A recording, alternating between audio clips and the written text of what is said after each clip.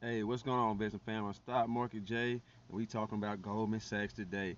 Man, they had a crazy Q2. I just got through listening to their earnings call, and I'm not playing. They came with it, so I'm actually excited to see what big banks have to offer in light of what they just presented us with. So, to kick things off, they increased their total assets under management to 2.9 trillion dollars. So they are currently managing 2.9 trillion dollars. They increased their profits 150% year over year. Okay, 17% revenue growth. This company right here is actually changing the game. You know what's funny about this? They actually are repurchasing.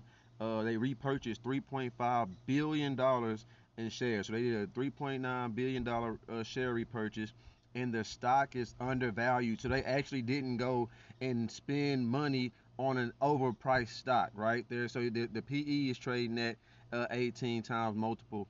Price to book is at 1.4. Price to sales is at a 2.81. That might be a little rich for the average everyday value investor, but all in all, their stock is undervalued, which is phenomenal. So they bought back $3.5 billion of stock on an undervalued basis, on a severely undervalued basis. Don't get me wrong, you might be paying a little bit extra for each dollar of revenue that they made last year on the price of sales, but that can be overlooked because of everything else, the other areas of growth, and because of how undervalued the other metrics are. They increased their dividend. Here's the thing that offset a lot of that. They increased their dividend 9% year over year. It is now a $3 dividend. One share of this stock will pay you $3, right?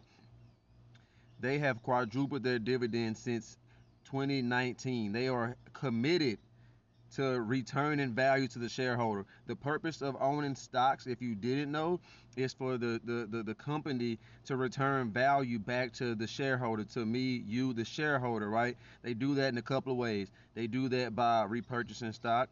And let's get this understood. If you are repurchasing an overvalued stock, that is not a smart decision. I wouldn't encourage any everyday investor, or whether you work with an investment firm or if you work for a bank or wherever you work for, I wouldn't encourage anyone to buy stock at an overvalued inflated price. And when companies understand this, and when they're conservative with their share repurchasing, when they know that their stock is inflated, or if they're aggressive with their share repurchasing because they know that their stock is undervalued, this is the sign of a great management team who understands business. They understand equities, they understand stocks and things of the like. Their debt underwriting rose 39%. Okay, this is due to strong leverage and financing from M&A. So mergers and acquisitions. So basically, this is saying that companies are taking on debt from them in order to acquiesce, merge, buy out other businesses, right? To take control of other businesses. So whether it's vertical integration or horizontal integration, businesses are coming to them for money in order to make their purchases. Here's the thing. Right now, interest rates are high. So with higher interest rates, that means that they're making more money from the debt that they're lending out. This is the kicker.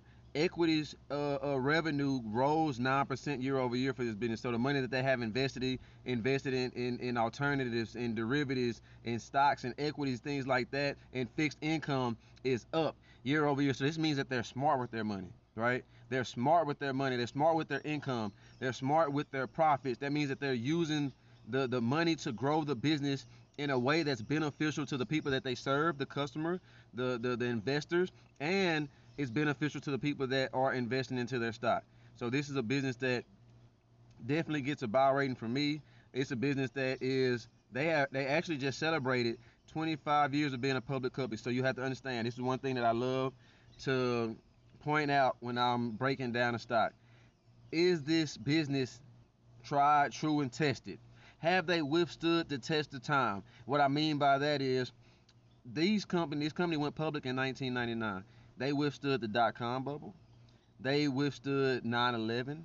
They've withstood the housing market crash. They've withstood COVID in 2020.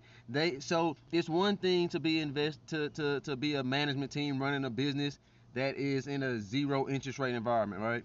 It's another thing to manage a business and run a business that is in a high inflationary environment. It's another thing to be running a business or improving and growing a business during geopolitical uncertainties, during wars, during presidential elections, during different things that impact the economy in different ways. This business right here, at the current valuation, is worth every penny. And if it happens to slip, if it happens to go down, it's worth its weight in gold. I promise you that. Even on a 2.5% gain today, a 12-point gain today, it's still fairly undervalued on a lot of metrics. This Goldman Sachs is of course one of the strongest banks that you can possibly partner with. You see why Apple has partnered with them through their credit card and their savings account. Goldman Sachs is a powerful partner. They're a powerful player in the banking space. They are one of the biggest banks, and they are definitely a top player in the industry that they're in. They are definitely worth every single penny of that $492 stock price, and it will, based on the earnings call, based on the metrics, based on the fundamentals, based on the financials, that value will be returned back to you, the shareholder. All right, investing family, peace.